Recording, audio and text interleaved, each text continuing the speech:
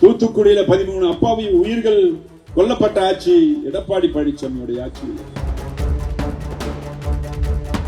நேற்று பெய்த மழையில இன்று முளைத்திருக்கின்ற விஜய். நம்முடைய தலைவர் தளபதியாருடைய அரசியல் அனுபவம் தான் விஜயுடைய வயது. டாக்டர் ராமதாஸ் அவர்களே கண்ணீர் சிந்த வைத்து விட்டார். இப்படி ஒரு பிள்ளையை நான் பெற்றுவிட்டேன் என்று கண்ணீர் சிந்தும் அளவிற்கு ஒரு மகன் நடந்து கொள்கின்றார் என்றால் எண்ணி பார்த்துடுவோம். மத்தியில் ஆளுகின்ற ஒன்றிய பாஜக அரசோடு கைகோர்த்துக் கொண்டு எடப்பாடி பழனிசாமி செய்த துரோகங்கள் ஒன்றல்ல இரண்டல்ல.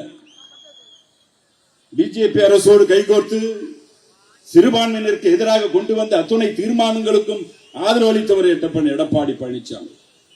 முத்தலாக் சட்டத்திற்கு, இந்திய குடியுரிமை சட்டத்திற்கு ஆதரவு அளித்த ஆட்சி எடப்பாடி பழனிசாமியோட ஆட்சி.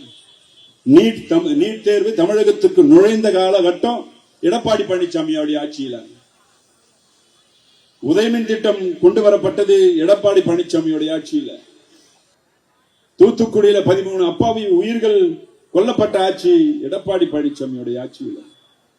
பொள்ளாச்சி பாலியல் சம்பவம், குட்கா புகழ் ஆட்சி எடப்பாடி ஆட்சி. இப்படி இருக்கின்ற வேளையில எடப்பாடிக்கு எந்த தகுதியும் கிடையாது நம்முடைய தலைவரை விமர்சனம் செய்வதற்கு. அதே போல நேற்று பெய்த மழையில இன்று முளைத்திருக்கின்ற விஜய். 75 ஆண்டு கால வரலாறு கொண்ட திராவிட முன்னேற்ற கழகத்திற்கு சவால் விடுவது எப்படி இருக்கின்றது என்றால், படை அரிமாவை அணில் எதிர்ப்பதற்கு சவால். நம்முடைய தலைவர் தளபதியாருடைய அரசியல் அனுபவம் தான் விஜயுடைய வயது.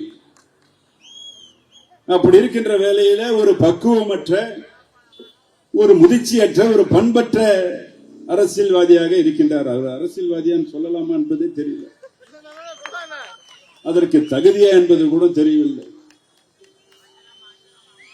41 அப்பாவி உயிர்களை கொண்டு விட்டு போய் ஆட்டம் போட்டுக் கொண்டிருக்கின்றவர். அவரும் ஒரு பிஜேபியுடைய ஒரு பி டீம். இதையெல்லாம் புரிந்து கொள்ள வேண்டும். ஏதோ பிஜேபிக்கும் விஜய்க்கும் ஏதோ ஒரு பெரிய பிரச்சனை இருப்பது போல் ஒரு தோற்றத்தை, ஒரு மாயை வெளிப்படுத்திக் கொண்டிருக்கின்றார்கள். அப்படி பிஜேபியுடைய கைப்பாவையாக செயல்பட்டுக் கொண்டிருக்கின்றவர் தான் விஜய். அப்படி அவர் களத்தில் நிற்கப்பட்டு சிறுபான்மையினர் ஓட்டை, நமக்கு விடுகின்ற சிறுபான்மையினர் ஓட்டை பிரிப்பதற்காக நடத்தப்படுகிற ஒரு நாடகத்தில் ஒரு அங்கமாக விளங்கிக் கொண்டிருப்பவர் தான் விஜய் என்பதை நாம் மறந்துவிடக் கூடாது. அடுத்தது ஒரு அன்பில்லாத ஒரு அன்புமணி இருக்கின்றார். அதாவது அவர் பெற்ற அவருடைய தந்தை டாக்டர் ராமதாஸ் அவர்களே கண்ணீர் சிந்த வைத்து விட்டார். இப்படி ஒரு பிள்ளையை நான் பெற்றுவிட்டேன் என்று கண்ணீர் சிந்தும் அளவிற்கு ஒரு மகன் நடந்து கொள்கின்றார் என்றால் எண்ணி பார்த்துட வேண்டும். முத்தமிழறிஞர் கலைஞருடைய ஆதரவோடு